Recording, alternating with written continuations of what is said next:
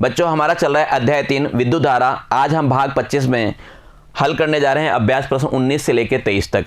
हालांकि हमारे पाठ्य पुस्तक में कुल 23 क्वेश्चन दिए हुए हैं, तो आज अपना ये क्वेश्चन सारा कंप्लीट हो जाएगा। तो चलिए देखते हैं 19वां प्रश्न को। यहाँ क्वेश्चन 19 लिखा हुआ है, सही विकल्प छांटिए। हमें क्या करना है, सही विकल्प का चयन करना है। प्रत्येक प्रश्न के ब्रैकेट में हमने विकल्प लिख रखे हैं, ठीक है। तो पहला है, धातुओं की मिश्र धातुओं की प्रतिरोधकता प्राय उनके अवयव धातुओं की अपेक्षा कैसी होती है। तो देखिए, धातुओं की प्रतिरोधकता मिश्र धातुओं की प्राय उनके अवयव धातुओं की अपेक्षा कैसी होती है। तो अपने को पता है ये कैसी होती है, अधिक होती है। थ्योरी पार्ट में हमने पढ़ा था। बी पूछ रहा है, आमतौर पर मिश्र धातुओं के प्रतिरोध का ताप गुणांक शुद्ध धातुओं के प्रतिरोध ताप गुणांक से क्या होता है, बहुत कम होता है या अधिक होता है। तो अपने को पता है क्या होता है, कम होता है। क्या होता है, कम होता है। ऐसे देखें, सी पार्ट में क्या पूछ रहे हैं आपसे, सी पार्ट में पूछ रहे हैं मिश्र धातु मैग्नीन के प्रतिरोधकता ताप में वृद्धि के साथ लगभग कैसा रहता है। तो अपने को पता है यहाँ पे तेजी से नहीं बढ़ता है, कैसा रहता है, स्वतंत्र रहता है। कैसा रहता है, स्वतंत्र रहता है। फिर आपसे पूछ रहे हैं, किसी प्रारूप विद्युतरोधी कुचालक जैसे अंबर की प्रतिरोधकता किसी धातु की प्रतिरोधकता की तुलना में कितने कोटि के गुणांकों से बड़ी होती है। 10 की घात 22 या 10 की घात 23। आप हल करेंगे तो आपके पास ये आएगा 10 की घात 23। बताया हुआ आपको प्रास बता रखा है मैंने, थ्योरी पार्ट पढ़िए, उसके प्रास को लीजिए, हल करोगे 10 की घात कितना आएगा, 23। चलिए प्रश्न संख्या 20 की ओर चलते हैं। क्वेश्चन नंबर 20 में क्या पूछ रहा है, बहुत अच्छा क्वेश्चन है, सिंपल क्वेश्चन भी है। इसने कहा है, आपको R प्रतिरोध वाले N प्रतिरोधक दिए गए हैं। हमें क्या है, R प्रतिरोध है, उसका कितने प्रतिरोधक ऐसे N है। इनका हमें पता करना है अधिकतम मान और न्यूनतम प्रभावी प्रतिरोध प्राप्त करने के लिए आप इन्हें किस प्रकार संयोजित करेंगे। ये पूछ रहे हैं, अधिकतम मान प्राप्त करना चाहते हैं तो क्या करेंगे, न्यूनतम मान प्राप्त करना चाहते हैं तो क्या करेंगे। साथ में अपने से क्या पूछ रहे हैं, इनके प्रतिरोधों के अनुपात को भी पूछा जा रहा है, यानी अधिकतम और न्यूनतम के प्रतिरोधों का अनुपात क्या होगा। कुल मिला के अधिकतम और न्यूनतम मान प्राप्त करवाना चाहते हैं। तो ये अपने को पता है कि हम क्या करते हैं, यदि श्रेणी क्रम में जोड़ते हैं तो क्या होता है, प्रतिरोध सबसे ज़्यादा आता है। तो अधिकतम मान प्राप्त करना चाहते हैं तो हम क्या करेंगे, सबको श्रेणी क्रम में जोड़ देंगे। और बताया था, समान प्रतिरोध वाले को अगर श्रेणी क्रम में जोड़ा जाए, ऐसे n प्रतिरोध हैं तो उसकी जो तुल्य प्रतिरोध आता है वो कितना आता है, NR आता है। तो सबसे ज़्यादा मान NR हो जाएगा। जब आप समांतर क्रम में जोड़ेंगे तो तुल्य प्रतिरोध क्या होता है, कम होता है। और समांतर क्रम में आपको बताया था कितना होता है, ये फॉर्मूला आपको दिया था कि 1/RP बराबर होता है N/R। और यहाँ से जब मैं RP निकालूंगा तो पलट दूंगा तो ये आ जाएगा R/N। तो ये आपका क्या हो गया, न्यूनतम आ गया। ये अपने पास क्या हो गया, न्यूनतम आ गया। अब इनका अनुपात निकालना है, R मैक्सिमम और R मिनिमम। अधिकतम और न्यूनतम का अनुपात लगा लें तो दोनों का भाग दे दें। पहले वाला NR था, दूसरे वाला R/N था। देखिए यहाँ बटे में N है, ये पलट के क्या होगा, ऊपर जाएगा। इस तरह अपने पास NR बटे में R/N। इस N को पलटूंगा, जब N को पलटूंगा तो ये N क्या होगा, ऊपर की ओर चला जाएगा। नीचे क्या बचेगा मेरे पास, केवल R बचेगा। इस R को मैंने काट दिया, N को N से गुणा किया, कितना आया, N²। कितना आ गया, N²/1। तो अनुपात में लिखना चाहें तो क्या लिखा जा सकता है, N²/1 लिखा जा सकता है। समझ गए बात को। बढ़े अगले प्रश्न पे, चलिए ले चलता हूं 20 का बी पार्ट। पहले 20 का वो क्या था, ए पार्ट था, इसका बी भाग लेके चलते हैं। तो यहां पे पूछा जा रहा है, यदि 1 ओम 2 ओम और 3 ओम के 3 प्रतिरोध हैं अपने पास, 3 प्रतिरोध है। पहले का 1 ओम है, दूसरा 2 ओम का है और तीसरा क्या है, 3 ओम का है। ठीक है, अब हमसे क्या पूछा जा रहा है, ये तो आपको दिए गए हैं। ये करें तो उनको आप किस प्रकार संयोजित करेंगे कि प्राप्त तुल्य प्रतिरोध कितना है, 11/3 ओम प्राप्त हो।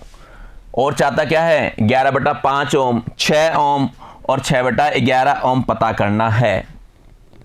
तो कैसे करें, हम क्या करें, समांतर क्रम और श्रेणी क्रम में जोड़ जोड़ के देखेंगे, उससे हम कैलकुलेशन करेंगे, तभी तो आएगा अपने पास। भाई 3 है, तीनों को समांतर क्रम में जोड़ लो, श्रेणी क्रम में जोड़ लो, 1 को समांतर, 2 को श्रेणी, ठीक है, 1 को श्रेणी, 2 को समांतर, इस तरह कर करके देखा जा सकता है। तो चलिए करके देखते हैं हम। सबसे पहले तो हम ये मान लेते हैं R1 पहला वाला है 1 ओम का, R2 दूसरा वाला 2 ओम का, और जो R3 है ये तीसरा वाला क्या हो गया, 3 ओम का हो गया। ठीक है, ओम का निशान है, R1 1 ओम, R2 2 ओम और R3 क्या हो गया, 3 ओम हो गया। अब आपसे क्या पूछ रहे हैं, तुल्य प्रतिरोध 11/3 ओम प्राप्त करने के लिए क्या करें। तो हम क्या करते हैं, इनको एक बार समांतर क्रम में जोड़ के देखते हैं। ठीक है, 1 ओम 2 ओम 3 ओम, इन सबको क्या करें, समांतर क्रम में जोड़ के देखें क्या आता है। एक बार अगर आप इनको समांतर क्रम में जोड़ते हैं तो आप अच्छी तरह जानते हैं 1/r बराबर क्या होगा, 1/r1 प्लस 1/r2 और प्लस क्या हो गया 1/r3। तो देखो कितना आया, 1/1, 1/2 और 1/3। एलसीएम ले लिया मैंने 6 आएगा ना एलसीएम, एलसीएम मैंने 6 ले लिया। तो 1/r का जो मान आ रहा है वो आ रहा है अपने पास 6 3 2, कितना हो गया 11/6। यहां से मेरे पास r का मान कितना आ रहा है, 6/11 ओम आ रहा है। कब, जब इनको मैंने कौन से क्रम में जोड़ा, इनको जब मैंने समांतर क्रम में जोड़ा, सबको मैंने क्या किया, समांतर क्रम में जोड़ दिया, तो अपने पास 6/11 ओम आ रहा है। अगर मैं इनको श्रेणी क्रम में जोड़ देता, इनको क्या करता मैं, श्रेणी क्रम में जोड़ देता, इनको मैंने क्या किया, एक बार श्रेणी क्रम में जोड़ देते हैं। श्रेणी क्रम में हम जानते हैं r बराबर क्या होता है, R1 प्लस R2 प्लस क्या होता है, R3 होता है। r बराबर R1 plus R2 plus R3 होता है। R1 का मान 1, इसका 2, इसका 3, तो ये हो गया आपके पास 6 ओम, जब आपने क्या किया, इसको श्रेणी क्रम में जोड़ दिया। ठीक है, अब हम क्या करें, पहले 2 को समांतर में जोड़ देते हैं, तीसरे को श्रेणी में जोड़ते हैं। सुनना, पहले 2 को क्या किया भाई, R1 और R2 इसको मैंने क्या किया, समांतर में ले लिया। पहले तो इसको पहले क्या करेंगे, समांतर में ले लेते हैं, बाद में जो आएगा उसको श्रेणी में ले लेंगे। 2 का मैंने आपको R बताया है, अगर आप समांतर में लेते हैं तो क्या होता है, आपको बताया हुआ है, बताइए क्या होता है, याद होगा आप लोगों को, नहीं याद है तो दोबारा मैं लिख देता हूं। दोबारा क्या करें, लिख लेते हैं, 1/r बराबर होगा 1/r1 प्लस 1/r2। यहां से 1/r निकालो, एलसीएम कितना आएगा, अपने को पता ही है एलसीएम क्या आता है, R1 R2, तो ये हो गया आपके पास R2 प्लस R1। तो यहां से अगर मैं R निकालना चाहता हूं, R यानी तुल्य, ये पलटेगा तो ये हो जाएगा आपका R1 R2 बटे में R2 प्लस R1, ये होगा। अब यहाँ पे अपन क्या करें, मान रख दें, तो इसका मान रखें, तो आपका जो R आया, क्या आया, आपने बताया भी, क्या ले रहे हैं, R1 और R2 को समांतर क्रम में ले रहे हैं, यानी R1 R2 कितना था, 1 और 2, तो ले लेते हैं 1 गुणा 2 बटे में 1 प्लस 2, यह आ गया 2/3। ठीक है, अब तीसरे को क्या करना है, इसके श्रेणी क्रम में रखना है। जब तीसरे को श्रेणी क्रम में लेंगे तो वो क्या होगा, जुड़ जाएगा। तीसरा क्या होगा, श्रेणी क्रम में लिया अपन ने, ये क्या हो गया, जुड़ गया। जुड़ने के बाद एलसीएम देखिए कितना आएगा, 3, ये 2 और 3 कितना हो गया, 5/3 हो गया। ऐसे बहुत सारे एक्सपेरिमेंट कर करके हम देखेंगे, तो उससे क्या होगा, सारे मान आएंगे। अब क्या करें, पहले वाले को श्रेणी क्रम में रख लें, बाकी 2 को समांतर क्रम में कर लें। इस तरह घुमा फिरा के आंसर देखा जा सकता है। तो चलिए बात करते हैं सवाल को। हमने क्या किया, यहाँ पे R1 और R2 को कौन से क्रम में रखा है, समांतर क्रम में। ठीक है, और जो आगे वाला है उसको हमने क्या किया, श्रेणी क्रम में रखा, जैसा कि यहाँ पे किया था। यहाँ पे अपने को 1 नहीं लेना चाहिए था, क्या लेना चाहिए था, जो तीसरा बच गया वो क्या बचा अपने पास, तीसरा अपने पास क्या बचा बताइए, तीसरा हमारे पास बचा है 3 ओम का। कितने का है, 3 ओम का। तो यहाँ पे 3 लेना चाहिए था, तो 3 × 9 कितना आ गया, 11/3 ओम आया हुआ है। ऐसा ही हमने प्रश्न में किया है। प्रश्न में हमसे यही पूछा गया, आप क्वेश्चन को देखें तो आपको क्वेश्चन में यही पूछा गया 11/3 ओम कब आएगा। तो देखिए अभी अपने 11/3 ओम ला चुके हैं। हमने इसको हल कर लिया, इसको हल कर लिया और इसको भी हल कर लिया। थोड़ा स्पष्ट दिखा दूं तो चलिए स्पष्ट देख लीजिए, इसको थोड़ा सा साफ नजर आ जाएगा टाइप किया हुआ मैटर। सेम अभी वाला तरीका, पहले अपन ने क्या किया, शुरू के 2 को तो समांतर क्रम में रख दिया, तीसरे को श्रेणी क्रम में किया, तो इसको हल किया तो क्या हो गया, 11/3 आ गया। ठीक है, अब हम क्या कर रहे हैं, अगर मुझे 11/5 ओम चाहिए तो क्या करूंगा, 11/5 ओम चाहिए तो क्या करूंगा, ये जो अपने पास 3 ओम और 2 ओम है ना, इसको तो क्या करेंगे, समांतर क्रम में जोड़ देंगे, और जो 1 ओम बचा है उसको श्रेणी क्रम में जोड़ेंगे।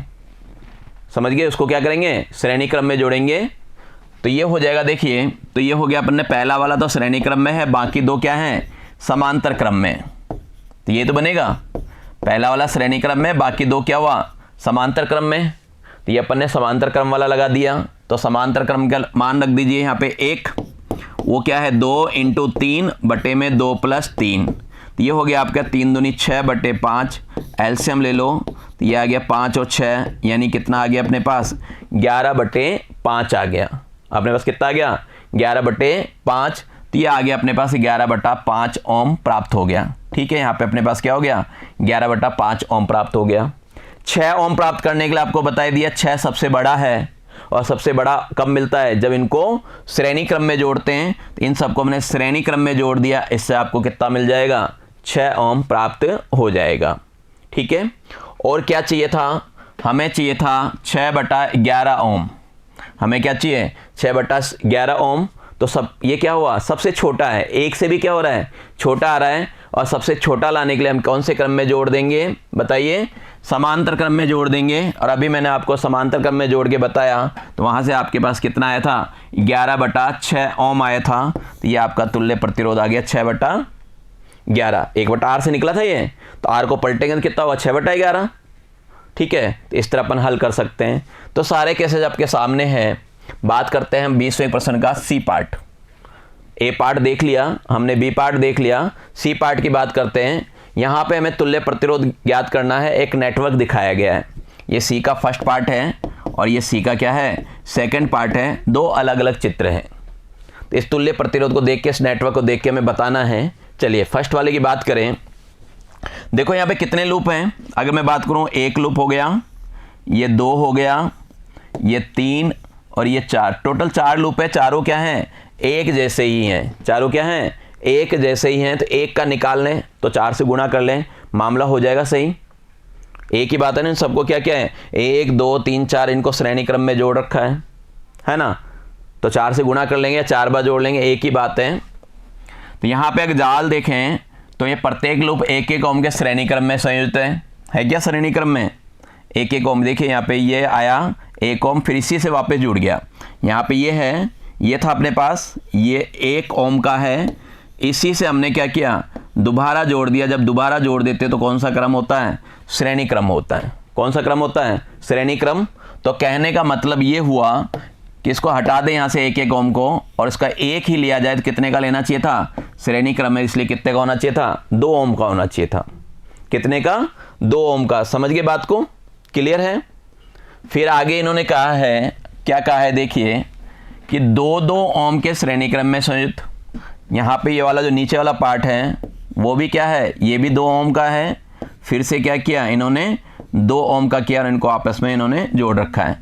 अगर इसको भी हटा दें, यहाँ पे क्या करें, इसको भी हटा दें, ये श्रेणी क्रम में है, तो एक जगह सीधा क्या जोड़ा जा सकता है, 4 ओम का जोड़ा जा सकता है, 2 + 2, R1 + R2 से 1 और 1 2 आ गया, इधर भी R1 + R2 से 2 और 2 4 आ गया। अब देखिए ये जो 2 ओम और 4 ओम है, इसकी बात करें, यानी आपने क्या किया, यहाँ पे 1 लगा लिया और यहाँ पे भी क्या कहते हैं 1 लगा लिया। ये कितने का लगाया, ये आपने 2 ओम का लगाया और ये 4 ओम का लगाया। कौन से क्रम में, अब ये क्या हुआ, समांतर क्रम में आ गए। अब क्या हो गया, ये समांतर क्रम में आ गए। समझ रहे होंगे बात को। चलिए मैं और डिटेल में बता दूं। ये अपने पास है, देखना यहाँ पे, ये अपने पास कितने ओम का है, 1 ओम का है। यहाँ देखो ये कितने का है, 1 ओम का है। फिर क्या किया, उसी के आगे लगाया था उन्होंने वापस से 1 ओम। उस चित्र को थोड़ा सा घुमा के बना रहा हूँ, ठीक है। फिर नीचे की तरफ क्या था, ऐसा ही कर रखा था उन्होंने, 2 ओम का लगाया, फिर से वापस क्या किया उन्होंने, 2 ओम का लगाया। इस तरह प्रतिरोध चल रहा है अपने पास, आगे बढ़ता जा रहा है। अपन एक लूप की बात कर लें तो ऊपर वाला क्या हो गया, यानी इसको मैं कह दूं R1, ये R2, ये R3 और ये क्या हो गया, R4 हो गया। ठीक है, तो यहाँ क्या देख रहे हो आप, बताइए यहाँ पे क्या नज़र आ रहा है। ये तो कौन से क्रम में है, श्रेणी क्रम में, और ये भी क्या है, श्रेणी क्रम में। एक नया प्रतिरोध निकालने, जैसे यहाँ से अपन ने क्या किया, R निकाल लिया, तो यहाँ से R जो निकलेगा वो होगा R1 प्लस R2, यानी 1 प्लस 1, यानी कितना हो गया, 2 ओम हो गया। ठीक है, कितना हो गया, 2 ओम। ऐसे ये भी कौन से क्रम में है, तो आप देख रहे हैं ये भी कौन से क्रम में है, ये श्रेणी क्रम में है। अब श्रेणी क्रम में है तो कितना निकलेगा, इसका भी अपन R डैश निकालने चाहे तो कितना निकला, 2 प्लस 2 यानी 4 ओम। कितना हो गया, 4 ओम। तो ये 2 ओम हो गया और ये क्या हो गया, 4 ओम हो गया। तो कहने का मतलब हो गया कि इसकी जगह अब क्या कर सकते हैं आप, यहाँ तो आप 2 ओम लगा सकते हैं और नीचे क्या कर सकते हैं आप, 4 ओम लगा सकते हैं। कौन से क्रम में है, कौन से क्रम में है, समांतर क्रम में। ये कौन से क्रम में अपने पास, ये आपका अब समांतर क्रम बन गया। और समांतर क्रम में तुल्य प्रतिरोध निकालना चाहते हैं तो क्या होता है, 2 का, मैंने बता दिया था, दोनों को गुणनफल ले लो और बटे में दोनों का योगफल ले लो। तो कितना हो गया, 4 दूनी 8 और 6, ये हो गया 8/6। एक लूप की बात कर ली, कितना आ गया, 8/6। चित्र में जाओगे तो आप देखोगे कितने लूप हैं, 1 2 3 4 लूप हैं। कितने लूप हैं, 4 लूप हैं। तो उस 8/6 को, ये जो अपने पास 8/6 आया, इसको किससे गुणा कर लें, 4 से, 8 चौक 32/6। फाइनली कितना आएगा अपने पास, 16/3 ओम आएगा। इसका जो तुल्य प्रतिरोध है वो कितना आएगा, 16/3 ओम। समझ गए बात को, क्लियर है। सेकेंड वाला चित्र देखें, इस चित्र को बड़े आसानी से देखा जा सकता है। यहाँ से आप देख लो, कर लो, कौन से क्रम में अपन, मान लो यहाँ से शुरू होते हैं, ये जुड़ गया, फिर गया, लगातार ये क्या हो रहा है, जुड़ता ही जा रहा है। लगातार क्या हो रहा है, जुड़ता ही जा रहा है, लगातार जुड़ता जा रहा है। तो कौन सा क्रम होता है, वो होता है आपका श्रेणी क्रम। और श्रेणी क्रम में सबको क्या करते हैं, जोड़ देते हैं। तो यहाँ से अगर आप तुल्य प्रतिरोध निकालना चाहते हैं RS, तो सबके सब जुड़ जाएंगे। कितने हैं देख लो, आप गिन लीजिए, सबके सब क्या होंगे, जोड़ देंगे तो 5 बार जुड़ जाएगा। तो ये RS कितना होगा, 5R होगा। तुल्य प्रतिरोध कितना आएगा अपने पास, 5R आएगा। क्लियर। चलिए बढ़ते हैं आगे, बात करूं क्वेश्चन नंबर 21 की। यहां पे ये कहा जा रहा है कि किसी 0.5 ओम आंतरिक प्रतिरोध वाले 12 वोल्ट के एक संभरण, यानी वही क्या बैटरी है, से चित्र में दर्शाए गए अनंत नेटवर्क द्वारा ली गई धारा का मान ज्ञात कीजिए। प्रत्येक प्रतिरोध का मान 1 ओम है। यहाँ पे ऐसे चित्र बनाए गए हैं, कितने हैं, अनंत है। ये चित्र जो बनाए गए वो कितने हैं, अनंत है। इधर क्या लगा हुआ है, अगर इधर की बात करें तो यहाँ पे हमारे पास क्या है, 12 वोल्ट की बैटरी लगी हुई है। यानी एक तरह से ये बंद है, अगर आप देखना चाहें तो एक तरह से क्या है, यहाँ पे बैटरी लगाई गई है। मान लीजिए ये बैटरी लग गई और फिर क्या है, आंतरिक प्रतिरोध है, फिर इसको जोड़ा गया है। ठीक है, आंतरिक प्रतिरोध लगा के जोड़ा गया है, ये 12 वोल्ट का और ये 0.5 का। अब इसको हल कैसे करें, ये अनंत की बात है। अब इसको हल करने के लिए अपन क्या करें, इधर की जितनी भी, यहाँ पे अगर आप देखिए, मैं चित्र में दिखाऊं इसी जगह आपको, तो यहाँ पे देखिए ये वाले आकृति हर जगह बन रही है। कौन सी, देखना आप, ये बना दिया मैंने, ये बना दिया अपन ने, ठीक है, ये आ गई और ये आ गया। ठीक है, ऐसी आकृति देखिए हर जगह बन रही है सेम। मैं कलर चेंज करके दूसरा बना के दिखाता हूँ आपको, तो सेम नज़र आएगी। इस वाले पे आ जाइए, देखिए कलर चेंज कर लें एक बार, देखिए इस वाले पे आ जाते हैं, है ना, दिख रहा है अब आपको। ये वाली आकृति पहले ही जैसी है ना, पहले जैसी आकृति। ये वाली आकृति क्या है, पहले जैसी बना दी मैंने। तो क्या देख रहे हो, ऐसी कैसी आकृतियाँ और भी आ रही है। आप देखें, इधर आ जाओ वापस से, ये आकृति देखो वापस से, सेम आपने अभी जैसी देखी वैसी की वैसी आकृति प्राप्त हुई। दिख रही ना वैसी की वैसी हैं। कलर चेंज करके दिखाऊंगा तो दिख जाएगी। देखिए इस पर मैं इसको ब्लैक कर देता हूँ, तो आप देख रहे हैं कि सबके सब एक जैसे ही जाल नज़र आ रहे हैं। हमें आ रहा है क्या, ये लीजिए, इधर तक नहीं जाना है अपने को। क्लियर ये बात है ना। तो यहाँ पे ये वाली आकृति देख लें यार, ऐसी कैसी क्या करेंगे, बहुत सारी आकृतियाँ। अब इधर वाली देख लो, सब एक जैसे बनेंगे। कितने बनेंगे, ऐसे कितने बनेंगे, अनंत बनेंगे। सब के सब क्या होंगे, अनंत बनेंगे। तो अपन सबका क्या मान लें, यहाँ पे ये जो जाल है उन सबको हम क्या करेंगे, हल करने के लिए आर मान लेंगे। हल करने के लिए क्या होंगे, आर मान लेंगे। एक को तो रख लेंगे, बाकी सबको क्या करेंगे, मान लो अनंत है, अनंत में से एक रख लिया तो कितना बचा, तब भी अनंत ही बचेगा, तब भी क्या होगा, अनंत ही बचेगा। तो इस वाले पार्ट को रख लें और इसको छोड़ दें, और इसको छोड़ के हम उसको क्या माने, आर माने। इन सबका तुल्य प्रतिरोध क्या माने, आर। किन सबका, इनकी बात कर रहा हूँ, उधर वाले एक पार्ट को छोड़ देते हैं। इन सबका तुल्य प्रतिरोध में क्या मानूंगा, आर मानूंगा। फिर जाके एक नया अपन क्या बनाएंगे, परिपथ बनाएंगे, उससे ये हल होगा। समझिए बात को। चलिए सॉल्यूशन पे आ जाइए। चित्र आपको वापस दिखाया गया, वही बात है, वही चीज़ मैंने बताया है ना।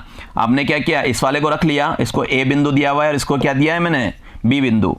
तो इस वाले को तो मैंने क्या किया, रख लिया। कितने कितने ओम के हैं ये, 1-1 ओम के हैं। तो यहाँ पे बना दिया, देखिए ये बन गया अपने पास ए बिंदु, ये अपने पास आ गया 1 ओम का, ठीक है।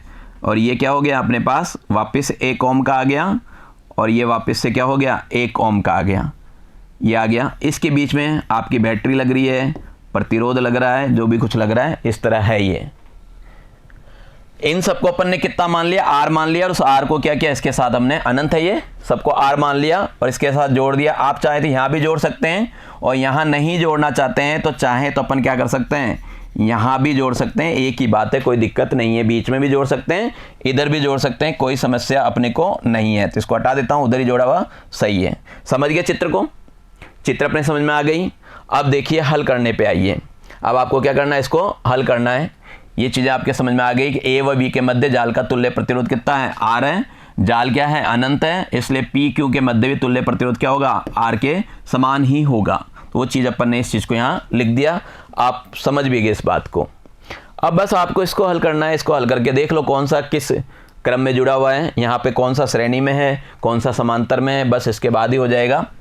तो देखिए यहाँ पे अगर आप देखें तो आर और 1 ओम कौन से क्रम में है, समांतर क्रम में है, और फिर बाद में क्या है वो श्रेणी क्रम में है। ये दिख रहा है ना आपको, आर और 1 क्या हो गया, समांतर क्रम में हो गया, और बाकी क्या है, श्रेणी क्रम में है। तो ये अपना ये समांतर क्रम हो गया, ये वाला, इसकी बात कर रहा हूँ। ये तो कौन सा हो गया, समांतर क्रम। इसकी जगह वापस लगाएंगे तो कौन सा क्रम बन जाएगा, श्रेणी क्रम बन जाएगा ना भाई। इसको हटा के यहाँ जोड़ दोगे तो श्रेणी बन जाएगा। तो पहले इसका तुल्य प्रतिरोध निकाल लें। तो इसका तुल्य प्रतिरोध आपको पता है आर निकालने का, R1 R2 बटे में R1 + R2, यही है। नाम दे दूं, मैंने इसका नाम दिया R1, इसको कहा अपन ने R2, इसको कहा R3, और इसको क्या कह दिया, R4। तो यहाँ पे ये R1 और R2 का निकालना चाहें तो क्या निकलेगा, तुल्य प्रतिरोध। R कौन से क्रम में है, पैरेलल, ठीक है। तो ये होता है अपने पास R1 R2 बटे में R1 + R2। तो यहाँ पे आ गया अपने पास कितना, 1 R बटे में 1 + R। तो यही चीज़ वहाँ पे लिखा हुआ है, ये चीज़ ही लिखा हुआ है, देखिए 1 R बटे में 1 + R। फिर उसके बाद कौन सा बन रहा है, श्रेणी क्रम बन रहा है। तो अपन ने इसको बना दिया। तो फाइनली जो अपने पास आ रहा है वो देखिए क्या आ रहा है, अपने पास आ रहा है R बराबर R बटे में 1 + R और प्लस का 2, क्या रहा है, प्लस का 2। पक्षांतरण वगैरह कर लें, पक्षांतरण करते दिया आता है R - 2 बराबर आ गया R बटे 1 + R। ये हमने क्या किया, पक्षांतरण कर लिया, ये आ गया। वज गुणा कर लो, जब R से गुणा करूंगा तो R से गुणा करने पे कितना आएगा, R + R²। -2 से गुणा करोगे -2 और माइनस का 2R बराबर कितना है, R है। बराबर में क्या है आपके पास, R। ये R से R तो क्या हो गया, कट गया। और फाइनली जब कटने के बाद आपके पास ये बचेगा R² माइनस का 2R -2 बराबर 0। अब इसको हल कर लेना है। इसको हल करना तो आता ही है आपको, धाराचार्य विधि आती है। अगर अपने पास कोई समीकरण ये होता है ax² + bx + c बराबर 0, तो यहाँ पे जो मूल निकाले जाते हैं x, उसका सूत्र आपको पता है -b ± √b² - 4ac/2a होता है, ठीक है। अपन क्या होता है, 2a होता है। यहाँ पे देखो तो ये है R² - 2R - 2, यहाँ पे क्या है, R² - 2R - 2 बराबर 0। मैं अगर इसको सूत्र में रखूँ तो a का मान कितना है, x की जगह R है, R के आगे क्या है, R² के आगे 1। तो a का मान 1 है, b का मान -2 है, और c का मान कितना है, -2 है। तो यहाँ से आप r का मान निकाल सकते हो धाराचार्य विधि से, -b देखिए माइनस का 2 पहले से है, माइनस और है, तो माइनस माइनस क्या हो जाएगा अपने पास, माइनस माइनस प्लस हो जाएगा। तो प्लस का बी लिखेंगे यहाँ पे 2 प्लस माइनस बी का स्क्वायर, 2 का स्क्वायर कितना होता है 4, 2 का स्क्वायर 4। फिर है माइनस का 4 ए सी, ए 1 है और सी क्या है माइनस का 2 है, तो क्या होगा माइनस माइनस फिर से प्लस होगा, 4 और 2 कितने हो गए, 4 दूनी 8, बट्टे में 2 ए, तो बट्टे में अपन ने क्या किया 2 कर दिया। क्लियर यहाँ तक।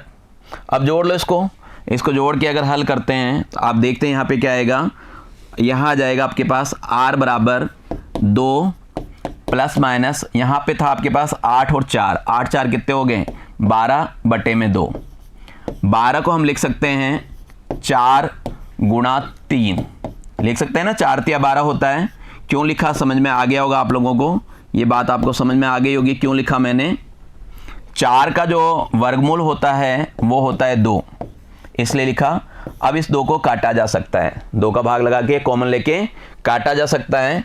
जब मैं यहाँ से 2 कॉमन लेता हूँ, यहाँ पे अब क्या करते हैं 2 कॉमन लेते हैं, यहाँ बचता है 1 प्लस माइनस अंडर रूट 3 और बट्टे में क्या है आपके पास 2 है, तो 2 से 2 क्या हो गया कट गया। फाइनली हम देख रहे हैं r का मान आ रहा है 1 प्लस माइनस अंडर रूट 3, क्या आ रहा है 1 प्लस माइनस अंडर रूट 3। अब ये तो आपको थोड़ा सा ध्यान होगा ही कि अंडर रूट 3 का जो मान होता है 1.732 होता है, ठीक है। जब मैं 1 प्लस अंडर रूट 3 करता हूँ तो ये 1 प्लस 1.7321 होता है, यानी 2.7321 आता है। तो एक तो r का मान ये प्राप्त होता है, ठीक है। जब मैं माइनस करता हूँ, अगर मैं माइनस करूँ तो माइनस करने पे मेरे पास आता है 1 माइनस 1.7321, 1 माइनस 1.7321, और जब इसको घटाते हैं तो क्या आता है माइनस का आता है, क्योंकि माइनस वाली संख्या क्या है बड़ी है और प्रतिरोध का मान माइनस में संभव नहीं है, माइनस में क्या है मान संभव नहीं है, इसलिए r का मान ये वाला नहीं लेंगे हम। r का मान क्या लेंगे, तो r का मान हमारा ये सही है 2.7321, या फिर r का मान जो सही निकाला जाएगा वो है अपने पास 1 प्लस अंडर रूट 3। ये अपने पास क्या हो गया r का मान आ गया। समझ गए बात को, थोड़ा सा कैलकुलेशन बड़ा है इसका।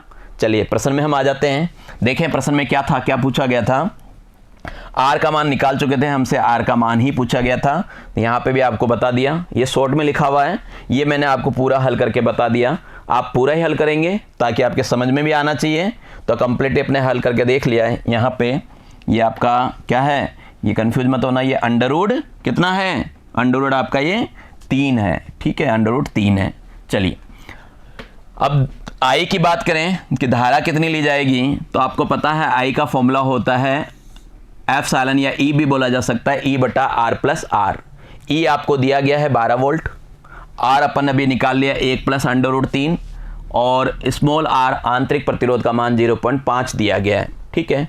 मान रख लेते हैं सबके, एक ये 1.732 है ही, 0.5, इन सबको हल करोगे मतलब इनको जोड़ के भाग देंगे, इनको जोड़ के क्या करना है भाग लगाना है, लगभग ये आएगा 3.71 एम्पियर, ठीक है। तो ये धारा आ जाएगी 3.71 एम्पियर, ठीक है। चलिए बढ़ते हैं हम क्वेश्चन 22 पे।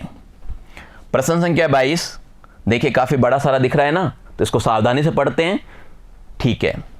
चित्र में अभी चित्र दिखा रहा हूं, एक पोटेंशियोमीटर यानी किसका क्या होता है, ये विभवमापी, क्या है विभवमापी दर्शाया गया है, जिसमें एक 2.0 वोल्ट और आंतरिक प्रतिरोध कितना 0.40 ओम का कोई सेल विभवमापी यानी पोटेंशियोमीटर विभवमापी है के प्रतिरोध तार AB पर वोल्टतापात बनाए रखता है, ठीक है। इसको पढ़ लीजिए एक बार, ये सारे कैलकुलेशन में काम आएगा। कोई मानक सेल जो 1.02 वोल्ट का है अचर विद्युत वाहक बल बनाए रखता है, ठीक है। साथ में आपको हिंट भी दिया जा रहा है कि कुछ मिली एम्पेयर की बहुत सामान्य धाराओं के लिए ऐसा होता है, ठीक है। तार की 67.3 सेंटीमीटर लंबाई पर संतुलन बिंदु देता है, यानी L का मान दे रहा है अपने को, ठीक है। आगे पूछ रहे हैं अपने से मानक सेल से अति न्यून धारा लेना सुनिश्चित करने के लिए इसके साथ परिपथ में श्रेणी 600 किलो ओम का एक अति उच्च प्रतिरोध इसके साथ संबद्ध किया जाता है। बहुत कम धारा लेना चाहते हैं, बहुत कम धारा लेना चाहते हैं तो क्या होगा, बहुत अधिक प्रतिरोध लगाया गया है, जिसके संतुलन बिंदु प्राप्त होने के निकट लघुपथित यानी सॉर्टेड कर दिया जाता है। ठीक है, इसके बाद मानक सेल को किसी अज्ञात विद्युत वाहक बल जिसका मान दिया हुआ या तो ई या एप्सिलॉन के सेल से प्रतिस्थापित कर दिया जाता है, जिससे संतुलन बिंदु तार की 82.3 सेंटीमीटर लंबाई प्राप्त होती है। और ये चित्र बना हुआ है आपका, ये क्या है अपने पास चित्र बना हुआ है। क्लियर ये बातें, ये चित्र आपको दिख रहा है, विभव मापी का है। और विभव मापी जब हमने पढ़ा था तो यहाँ पे हमने देखा था क्या, एप्सिलॉन 1/एप्सिलॉन 2 का मान L1 बटे L2 होता है। ये चीज़ हमने देखा था ना। चलिए पहले तो हम एप्सिलॉन 1 लिख देते हैं 1.02, पहली लंबाई 67.3 है ना, और दूसरी लंबाई कितनी है 82.3 है। दूसरी लंबाई कितनी है 82.3 है। और वहाँ पे जो एप्सिलॉन 2 है वो किसके बराबर है, एप्सिलॉन के बराबर कह रखा है। सूत्र से हम जानते हैं, सूत्र आपको ये पता ही है, एप्सिलॉन 2/एप्सिलॉन 1 बराबर L2 बटा L1। विद्युत वाहक बलों की तुलना करके बताई थी मैंने आपको।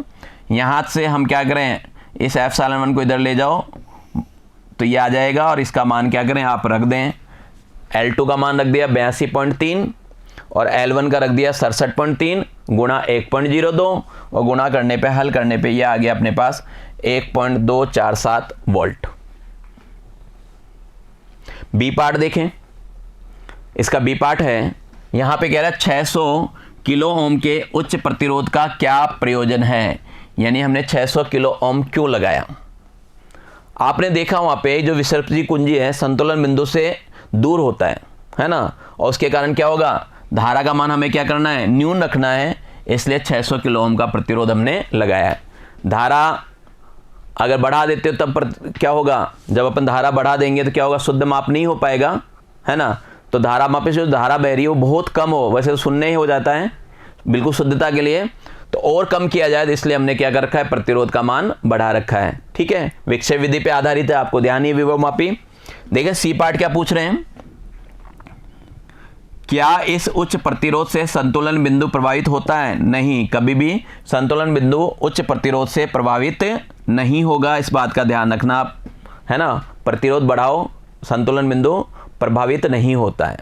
चलिए डी पार्ट देखें, डी पार्ट में आपसे क्या पूछा गया है कि उपरोक्त स्थिति में यदि पोटेंशियोमीटर के परिचालक सेल का विद्युत वाहक बल 2.0 V के स्थान पर 1.0 हो तो क्या यह विधि फिर भी सफल रहेगी। देखिए आपको मैंने बताया था विभव मापी में कि दो प्रकार के परिपथ होते हैं है ना, प्राथमिक और द्वितीयक, और दोनों में सेलों के बारे में बताया था, और बताया था कि द्वितीयक परिपथ के अज्ञात सेल से अधिक होना चाहिए किसका मान, प्राथमिक सेल पे जो आपने विद्युत वाहक बल लगा रखा है, तो प्राइमरी में अधिक होना चाहिए और सेकेंडरी में क्या होना चाहिए, कम होना चाहिए। तो ये चीज़ संभव नहीं है, ठीक है, ये पॉसिबल नहीं है। आंसर हमारा क्या रहेगा, नहीं। ठीक है, चलिए ई पार्ट को देखें। ई पार्ट में आपसे पूछा जा रहा है क्या यह परिपथ कुछ मिनी वोल्ट की कोटि के अत्यल्प विद्युत वाहक बलों, बहुत कम विद्युत वाहक बल है, जैसे कि किसी भी प्रारूप ताप विद्युत युग्म का विद्युत वाहक बल बहुत ही कम होता है, इसके निर्धारण में सफल होगी क्या। ये जो परिपथ है या ये मान लीजिए विभव मापी का जो परिपथ होता है बहुत कम को नाप पाएगा क्या, और यदि नहीं तो आप इसमें किस प्रकार संशोधन करेंगे, इसमें हम किस प्रकार संशोधन करेंगे। देखिए ये तो अपने को पता है कि जो मिली वोल्ट के कोटि के विद्युत वाहक बल के मापन में संतुलन लंबाई बिंदु ए से एकदम निकट प्राप्त होगी। वो जो विक्षेप देखोगे ना बिल्कुल ए के पास आएगा, जिसको अच्छी तरह देख नहीं पाओगे है ना। अतः मिनी वोल्ट कोटि के विद्युत वाहक बल का यथार्थ निर्धारण नहीं हो पाएगा, शुद्धता नहीं ले पाएंगे, और इसके लिए हमें क्या करना पड़ेगा, इसके मापन के लिए हमें विभव प्रवणता x बताया था आपको, विभव प्रवणता बताया था आपको, ध्यान है, एकांक लंबाई में विभव है ना, याद आ गया, v बराबर LX लिखते हैं या v बराबर XL लिखते हैं, भाई ये बताया आपको, v बराबर होता है XL या x बराबर होता है v बटा L, ये विभव प्रवणता होती है ना। तो हमें क्या करना पड़ेगा, विभव प्रवणता का मान क्या करना होगा, इस कोटि का करना होगा, मिली वोल्ट बटा मीटर की कोटि का करना होगा। इससे क्या होगा हैं, इससे क्या होगा, विभव मापी के तार में श्रेणी क्रम में उच्च प्रतिरोध जोड़ देंगे हमें क्या क्या करना है, एक तो विभव मापी की प्रवणता इस कोटि में लेना है और साथ में क्या करना है, विभव के तार क्या करेंगे, श्रेणी क्रम में उच्च प्रतिरोध में जोड़ेंगे। ऐसा करने से हमें सफलता मिल जाएगी। ठीक है, चलिए प्रश्न संख्या 23 की ओर बढ़ते हैं। क्वेश्चन नंबर 23, इसके लिए एक चित्र दिया गया है कि चित्र में किसी 1.5 वोल्ट के सेल का आंतरिक प्रतिरोध मापने के लिए एक 2.0 वोल्ट का पोटेंशियोमीटर दर्शाया गया है। एक विभव मापी है, वहाँ पे क्या है, एक सेल है जिसका विद्युत वाहक बल 1.5 वोल्ट बताया जा रहा है और इसका आंतरिक प्रतिरोध है 2.0, यानी आंतरिक प्रतिरोध ज्ञात करना है। हमने विभव मापी के क्या पढ़े थे, अनुप्रयोग पढ़े थे, तो अपन ने दोनों अनुप्रयोग पढ़े थे, सेलों की विद्युत वाहक बलों की तुलना भी देखी थी और आंतरिक प्रतिरोध ज्ञात करना भी सीखा था। फिर ये कह रहे हैं खुले परिपथ में सेल का संतुलन बिंदु 76.3 सेंटीमीटर है और बंद परिपथ में 9.5 ओम प्रतिरोध का एक प्रतिरोधक संयोजित करने पर इसकी जो संतुलन बिंदु है वो कहाँ आ रही है, 64.8 सेंटीमीटर आ रही है। आप बताइए आंतरिक प्रतिरोध क्या होगा, आंतरिक प्रतिरोध क्या होगा। चित्र तो ऐसा ही बना था, है ना, तो ये अपना डायग्राम है। चित्र अपना पहले देखा हुआ है, हमने विभव मापी के अनुप्रयोग पढ़े थे, वहाँ पे हमने ये डायग्राम देखा था। यहाँ पे आपको क्या कर रखा है, यहाँ पे मैं दिया हुआ है ये आर दे रखा है ना, यहाँ पे विद्युत वाहक बल दे रखे हैं, गैल्वेमीटर से विक्षेप दे रखा है L1 और L2 दे रखा है। भाई एक L1 है ना, दूसरा L2 है, ये सारी चीज़ें अपने को क्या है दे रखी है, ये सब कुछ दे रखी है। यहाँ पे भी आपको विद्युत वाहक बल दे रखा है। आपको ज्ञात क्या करना है, तो हमें ज्ञात करना है आंतरिक प्रतिरोध। और आंतरिक प्रतिरोध कब ज्ञात किया जा सकता है बताइए, जब आपको क्या हो, सूत्र याद हो, हमें क्या हो, फॉर्मूला याद हो और जो वैल्यू है वो अपने को पता हो। तो अपने को अच्छी तरह पता है फॉर्मूला, R बराबर होता है L1 माइनस L2 बटे में L2 गुणा R होता है, ये तो होता है।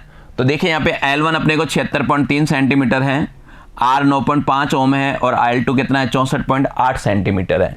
बस इस सूत्र में क्या करें, इन मानों को रख दो और मानों को रख के हल कर लो, तो अपने पास R का मान आ जाता है 1.68 ओम। R का कितना आ गया, 1.68 ओम। क्लियर, तो ये अपना आंतरिक प्रतिरोध हो गया। ठीक है, तो बच्चों आज की कक्षा में इतना ही, तब तक के लिए नमस्कार, धन्यवाद, आपका दिन मंगलमय रहे।